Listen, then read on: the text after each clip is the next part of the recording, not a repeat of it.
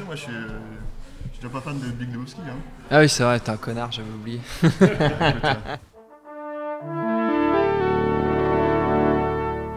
Bonjour.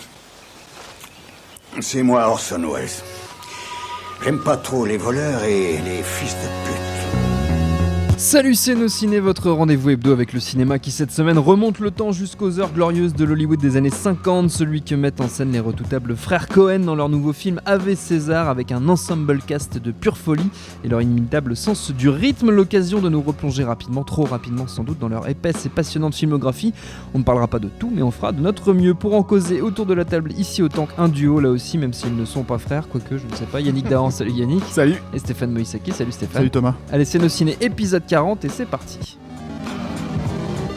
Monde de merde. Pourquoi il a dit ça? C'est ce que je veux savoir. Ave César signe donc le grand retour des frères Coen, Joël et Ethan aux affaires sérieuses, enfin sérieuse façon de parler, puisqu'il renoue surtout avec la comédie débridée qu'il maîtrise si bien, avec une nouvelle fois une tripotée d'acteurs de premier choix, George Clooney en tête dans le rôle de Baird Whitlock, acteur star kidnappé par des margoulins sur la piste desquels se met Josh Brolin, alias le fixeur Eddie Mannix, quel nom formidable, Eddie Mannix j'adore, une quête où se croisent et se mêlent les destins de Channing Tatum, Scarlett Johansson, Jonah Hill, toujours parfait, mais aussi Ralph Fiennes, la fidèle Frances McDormand, Tilda Swinton et même Christophe Lambert, oui madame, fierté nationale plus.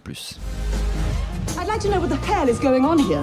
20 million readers want the truth, Eddie. Truth, yes. Eddie. Bon, Yannick Dahan, piaf d'impatience comme à chaque fois qu'on évoque les Coen, alors je me tourne immédiatement vers lui. Yannick, il est comment avec César? Je piaffe d'impatience. Oui, un cheval. Comment te dire, moi je peux difficilement faire dans la nuance avec les frères Coen, parce que tout le monde sait de ceux qui regardent mon émission en tout cas que je suis un inconditionnel des Coen et que je considère que c'est les plus grands réals, que je me mets en général une règle d'honneur qui n'est de jamais évoquer un film des frères Coen quand je ne l'ai vu qu'une fois, ce qui est le cas.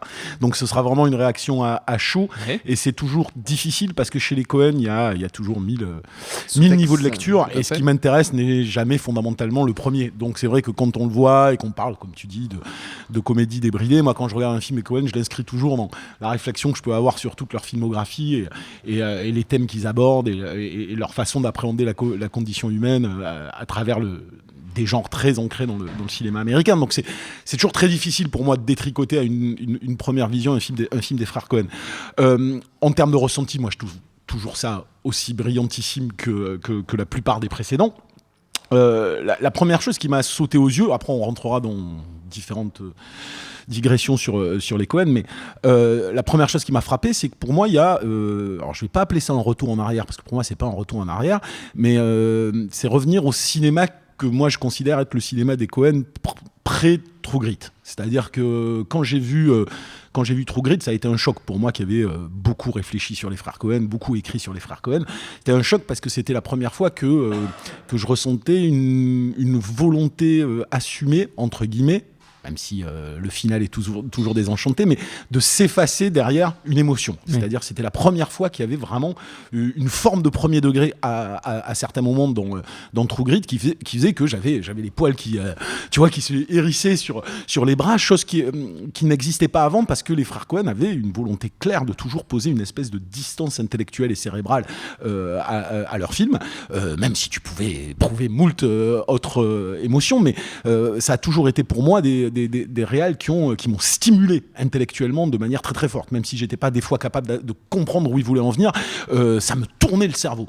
Et True Grit était le premier qui ne fonctionnait pas sur ce registre-là, tout à fait. Et je l'avais même ressenti dans Initial Llewyn Davis, que je trouvais c'est ce que j'allais qui dire. était une sorte de négatif de Barton Fink, mais que je trouvais beaucoup plus émotionnel que pouvait l'être Barton Fink. Donc du coup, quand je tombe sur Ave César, je tombe sur un film que je pourrais mettre juste après Le Grand Saut, fondamentalement, c'est-à-dire un film qui est dans la première partie de leur carrière, extrêmement ironique, extrêmement sarcastique, avec beaucoup de distance intellectuelle, un jeu de sale gosse comme on peut en avoir, comme il pouvait y en avoir au début, mais une réflexion qui est vraiment dans cette droite ligne.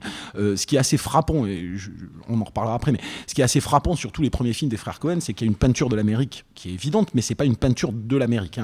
C'est pas, je vais vous parler que de l'Amérique. C'est j'utilise l'Amérique, je détourne, j'autopsie les genres fondateurs de l'Amérique, et à travers ça, je raconte toujours des tentatives de libération, de personnages qui essayent de se libérer de certains dogmes qui peuvent être des dogmes politiques, religieux, économiques, ce qu'on veut et qui systématiquement échoue. C'est-à-dire que quelque part, c'est toujours le libre arbitre contre le système, quel que soit le système idéologique, système culturel, tout ce qu'on veut. Et ça se termine toujours dans des espèces de conclusions, de résignation, de compromission impossible, même si elles sont fondamentalement drôles des fois, mais c'est toujours un twist au final qui te reste dans la gorge. Tu te dis, j'ai suivi la tentative de ce gars-là et je m'écroule. Ce qui est le seul film pour moi qui se raccroche à Ave César, c'est justement Big Lebowski, parce que c'est le seul film, c'est les deux seuls films des frères Coen où au final le personnage principal n'échoue pas lamentablement. Dans le cas de Big Lebowski, les choses reviennent à la normale parce que ce personnage est d'entrée hors du système. Il est d'entrée non pas soumis à aucun dogme, il est spectateur de ce qui se passe autour de lui. C'est cette espèce de véritable homme de la rue, entre guillemets, que les Coen pourchassent depuis une dizaine d'années, et avec ce final où on se rappelle le Deus Ex Machina balançant, c'est rassurant de voir un mec comme ça. Bon. Et Eddie Mannix, dans celui-là, malgré toutes les péripéties qui peuvent sembler absurdes, termine par un choix. C'est un choix qu'il a fait. Alors c'est un choix de soumission, entre guillemets, au monde dans lequel il était, mais qui n'est pas une compromission. Il faut pas oublier ce qu'ont dit les frères Coen. On peut parler de la comédie, on pourra parler de tout ce qu'est le film réellement derrière, mais quand les Coen disaient c'est quoi, on leur demandait c'est quoi Ave César, ils disaient c'est un film sur la vie, le cinéma, la foi et la religion.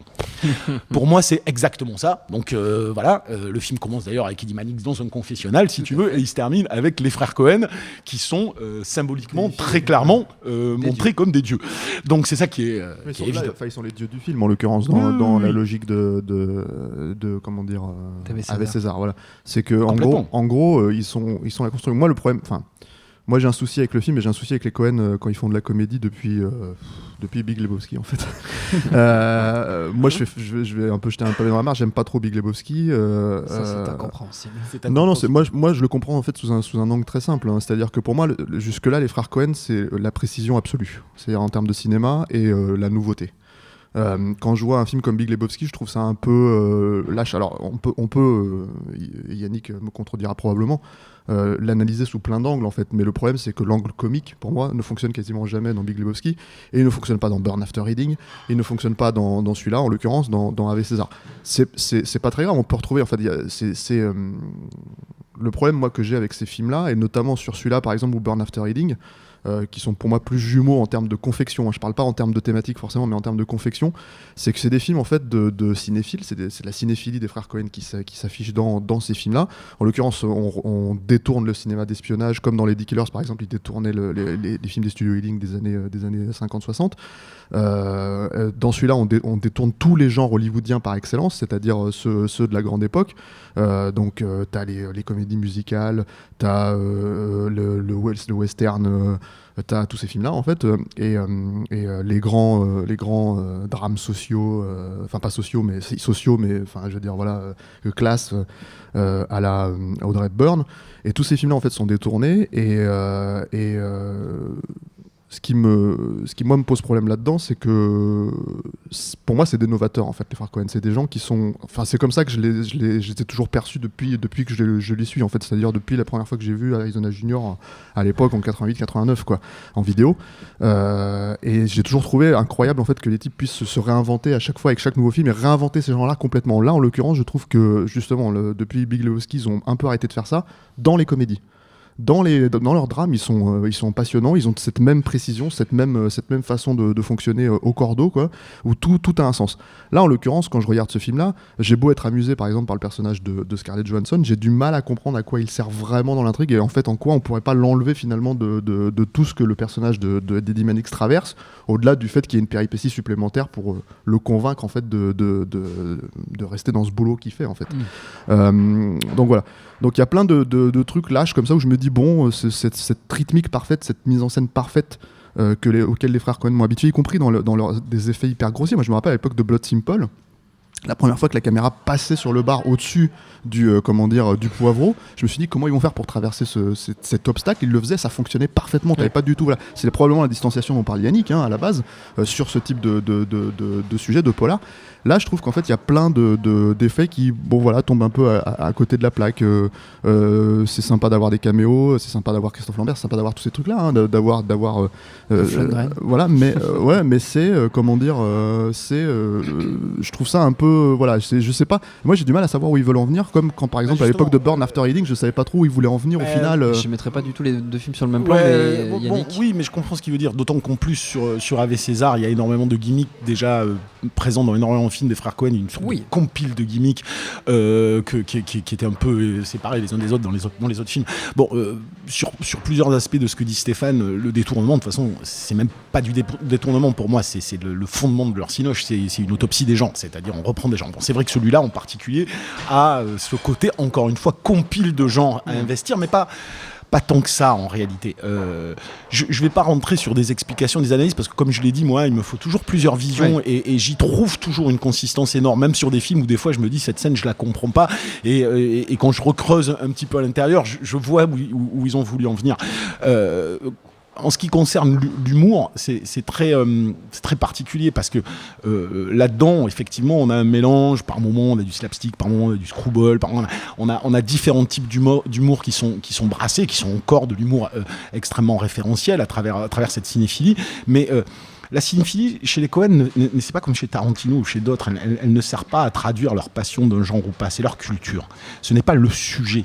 La cinéphilie. La cinéphilie, chez les Coen, a toujours une vocation. C'est pour ça qu'il faut bien regarder les genres qu'ils investissent. Quand ils investissent du Capra, qu'ils investissent du film noir à la Dashi Alamet, qu'ils investissent des genres comme ça, c'est des mythes fondateurs qu'ils investissent. Le mythe peut devenir système. Chez les frères Coen, il y a toujours cette volonté de questionner le mythe qui fédère. Ça a toujours été ça depuis le début. Qui plus est, j'ai envie de dire, dans un film comme Ave César, où c'est la question de la croyance qui est fondamentale. Alors, foi, religion, après il faut rentrer dans le détail sur qu'est-ce que ça signifie. Il y a Hollywood, institution, il y a la croyance en un dieu. Est-ce que les frères Coen sont un dieu auquel il vaut mieux croire que l'institution hollywoodienne et tout ça est traduit vraiment en filigrane dans le film, où moi, ce que je considère drôle, en fait, si tu veux, c'est ça, moi, qui me plaît. C'est que des fois, je ne vois pas où ils veulent en venir.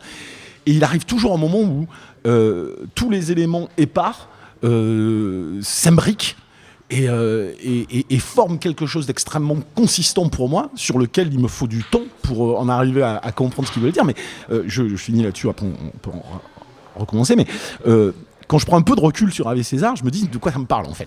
Et ce que je retiens essentiellement, et je suis d'accord avec toi, je n'ai pas encore théorisé la raison d'être de Scarlett Johansson ou de Christophe Lambert, mais il faut peut-être pas la théoriser, et peut-être que c'est juste un gimmick fun, et ils le font et ça leur arrive, et c'est pas un problème là-dessus. Et je vais pas essayer de tout justifier parce que c'est les frères Coen. Moi, c'est des scènes qui m'ont plu pour des aspects. Les personnages sont sympas en soi, différentes choses. Mais le cœur du récit, moi, ce que je trouve être marrant, c'est d'avoir un fixeur qui a un cas de conscience, c'est-à-dire je suis le cerbère d'une institution dont je connais l'envers du décor, donc je ne peux pas être dans la croyance. Je suis celui qui aide à la production de croyances.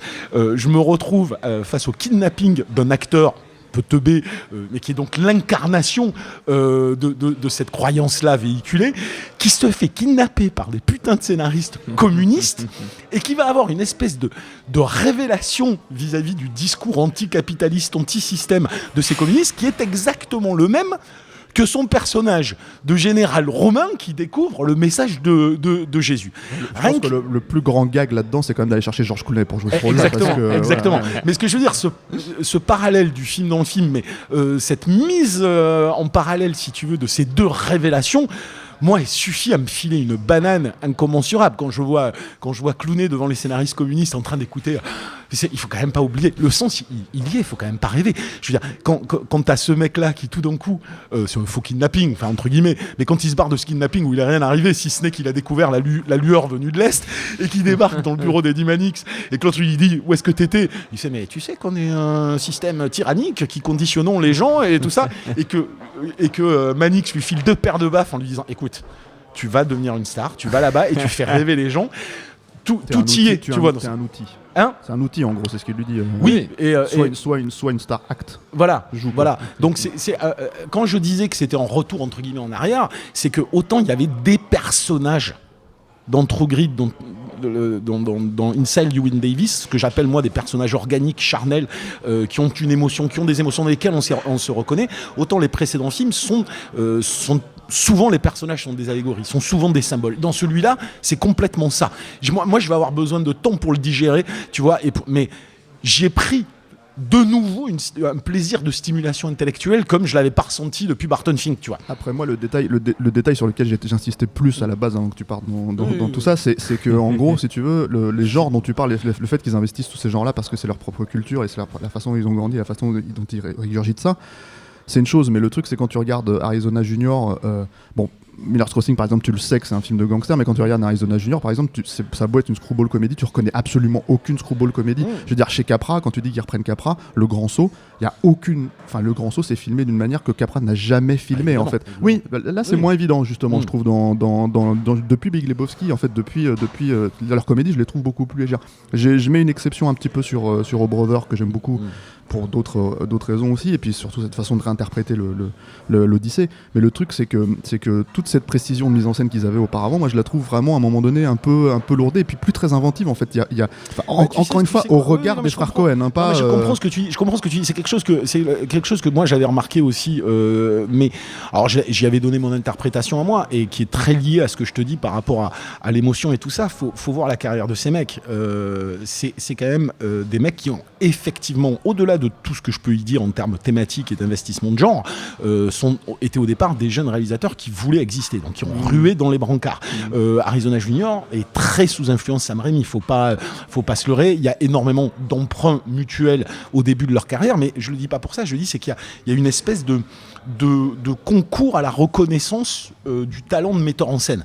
Il y a quelque chose, un besoin de reconnaissance qui crée cette distanciation d'ailleurs ironique et intellectuelle.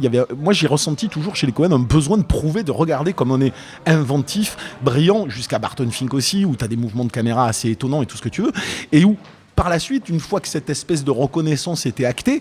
elle a été actée avec Barton Fink. Hein. Elle a été actée avec Barton Fink. T'as quand même eu Le Grand Saut depuis, t'as quand même eu Fargo. Fargo, typiquement, regarde, est un film qu'ils avaient volontairement l'intention, au départ, de faire en plan essentiellement statique. Donc il y avait cette volonté déjà de calmer l'ostentatoire, si tu veux, de leur mise en scène. Ils n'ont pas pu réussir, et quand tu vois certains films derrière, il y a cette volonté quelque part de s'effacer derrière son sujet. Je suis pas en train de dire il y a une raison pour ça ou pas une raison pour ça, et effectivement peut-être que toi tu es plus sensible à cette innovation qu'il y avait en termes de mise en scène au préalable, je suis plus sensible à Sam Raimi, c'est ça que tu veux dire? Peut-être, mais c'est pas impossible. Et moi je trouve personnellement que quand je vois un film comme No Country for Old Men, si c'est moins ostentatoire en termes de, entre guillemets, mouvement de caméra, c'est d'une mécanique de mise en scène qui est tout simplement hallucinante. C'est une façon de réinventer le western en fait qui est complètement dingue dans No Country for Old Men. Ça c'est sûr. Voilà. Toi c'est les comédies qui te moi c'est les comédies, et encore une fois pas toutes. Je veux dire, par exemple, je suis un très gros fan du Grand Saut, Arizona Junior. Big Lebowski, c'est encore une fois, je dis pas les personnages sont sympathiques, tu peux pas ne pas apprécier les 3 personnages principaux par exemple, tu peux pas apprécier plusieurs voilà, c'est juste en fait que le rythme en fait n'est plus là pour moi. Les scènes par exemple, moi je sais que la comédie musicale, enfin le passage musical avec Julianne Moore, ça me fait rien du tout quoi. C'est mais c'est après bon voilà, ça c'est du ressenti, mais bien sûr, moi toutes les situations comiques de Big Lebowski, et surtout je trouve que c'est un film qui est beaucoup moins beau que les films qui faisaient jusque là en fait. Je suis pas d'accord non plus, mais je suis pas tout à fait d'accord. Il y a énormément il y a aussi beaucoup de choses en termes de mise en scène dans Big Lebowski qui reprennent des choses qu'ils faisaient déjà avant, qui est dans leur registre. Non mais je comprends ce que tu dis. Quand tu avais César, moi je ne peux pas être celui qui va pouvoir te parler du film comme indépendamment du reste de leur filmographie. Oui. Donc j'ai plus ce truc du premier degré où je peux me dire ça m'a fait marrer, ça m'a pas fait marrer. Je sais que ça m'a stimulé intellectuellement. Je sais que il y a énormément de choses qui m'ont plus. Après, je peux être d'accord avec Stéphane, je suis pas extatique sur certains éléments de comédie qui me font pas plus rire que ça. Mais au-delà de ça, moi je le mets pas du tout pour l'instant dans le top, je sais pas, presque 10, j'ai envie de dire, des frères Cohen. C'est sympa, mais en fait moi je sors de là en me disant bon, ok. Enfin, moi je trouve j'ai ça pas l'impression toujours tellement 10 coudées au-dessus du reste que si tu veux. Mais j'ai pas l'impression d'avoir vu quelque chose de différent, c'est ça le problème avec les frères Cohen de ces dernières années. Moi thématiquement j'ai vu vraiment quelque chose de différent, mais bon. Il va falloir conclure, messieurs, parce qu'on a explosé tous les timings, donc on n'aura pas le temps de faire notre deuxième partie sur la film. Mais en même temps, on l'a déjà en fait un peu fait, juste pour le plaisir. Avant les recommandations, un petit extrait de Big Lebowski pour faire plaisir à Stéphane. Merci. On est en train de devenir cinglé. Y'a personne ici à part moi qui se soucie encore de respecter les règles. Mets-toi à zéro. Voilà, ça marche. En ça VF, marche toujours. Ouais, en VF, mais ouais. Moi, je l'ai découvert en VF. Et comment tu peux dire que t'aimes Big Lebowski, quoi? J'ai découvert. Comment tu peux dire que t'aimes les frères Cohen? T'aimes pas les frères Cohen? T'aimes pas le cinéma. En fait, t'aimes pas le cinéma. T'aimes rien. Les recommandations, je le disais très rapidement pour finir. On change pas les bonnes habitudes. Stéphane. Moi, je suis en train de découvrir Fargo, la série télé. Oui. Donc la saison 2 notamment. Non, absolument même pas. Je suis encore sur la saison 1. T'es encore sur la saison 1. Tu vas voir, qui est déjà très bien. Et je rappelle qu'on a un Ciné Extra Ball fait par Alexandre Herbeau consacré à Fargo. J'allais dire la même chose, je suis un peu emmerdé parce que moi pour le coup j'ai vu la saison 2. Mais regarde, moi je vais faire la saison 1 jusqu'à épisode 5. Non, mais Yannick, sa reco c'est la saison 2, moi c'est la saison 1 pour l'instant, on verra. Ouais, c'est cette façon de reprendre en fait ce que les frères Cohen ont bâti avec Fargo et bon de manière générale dans leur cinéma. Et à la fois de l'étendre en fait de façon épisodique, ça fonctionne très très bien. Pour l'instant, moi j'ai vu 5 épisodes, c'est assez touchant en fait aussi dans cette façon de les référencer en fait assez régulièrement et pas seulement pas seulement Fargo mais d'autres films bien aussi sûr. Quoi. Voilà, je veux dire la présence de Billy Bob Thornton quand tu penses à The Barber, voilà, c'est assez excellentissime. Et en même temps c'est pas du tout dans la mouvance actuelle, c'est-à-dire des choses, le cinéma référentiel pour la référence en fait, ça construit un récit. J'attends de voir où ça va aller, mais pour l'instant ça fonctionne très bien. Ça marche très bien. Et donc voilà, c'est sur Netflix. C'est sur Netflix exactement, les 2 saisons. Donc Yannick recommande la saison 2. Moi la saison 1, beaucoup de gens avaient adhéré directement, moi étant un inconditionnel des Cohen, j'ai eu un peu de mal, j'avoue, j'ai dû la reprendre à 2 reprises. Autant j'aimais bien narrativement en termes d'intrigue. Ce qu'ils ont fait, mais c'est difficile pour moi.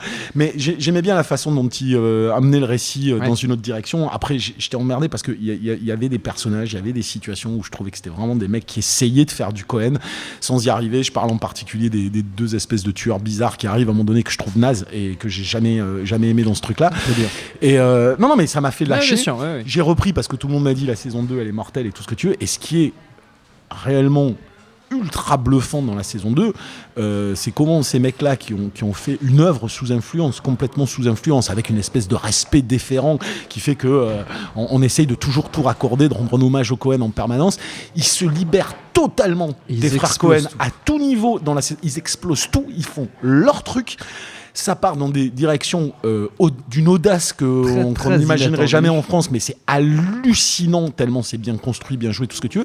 Et où c'est marrant, le référentiel est toujours là, mais il est essentiellement musical. Et c'est ça qui est assez génial, c'est que dans la saison 2, tu vas reconnaître la musique de Big Lebowski, la musique de tel film, la musique de tel truc, ça arrive au générique de fin, et t'as cette espèce de petit truc qui te raccorde, et le reste du temps, ils ont construit en une saison un truc où t'as envie de voir ces mecs-là sur d'autres sujets, d'autres univers, tellement c'est super bien construit. La saison 2 est probablement ce que j'ai vu en télé de plus bluffant, moi, l'année dernière. Et c'est vrai que c'est assez remarquable, et c'est donc, on l'a dit, sur Netflix, ces 2 saisons. Nos ciné, c'est terminé, mais on revient dès la semaine prochaine avec une émission consacrée à The Revenant d'Alejandro González Iñárritu, avec, faut-il encore le préciser, Leonardo DiCaprio, évidemment. Merci à vous deux, Yannick et Stéphane. Merci à Jules à la technique et autant que pour l'accueil. On vous invite comme toujours à aller fouiller dans nos précédentes émissions. Il y en a plein, ça tombe bien, notamment sur Anomalisa, sur Steve Jobs, sur Le Garçon et la Bête, sur Legend, sur Creed et même, paraît-il, sur Mad Max, on sait pas. Laissez-nous tous les commentaires que vous voulez en évitant les gros mots parce que c'est mal, et d'ici là, on vous dit à la semaine prochaine. Salut à tous, c'est Jean Z. No Game, le podcast jeux vidéo, c'est tous les mercredis sur iTunes, SoundCloud, Deezer, YouTube, Facebook et Twitter. À la semaine prochaine.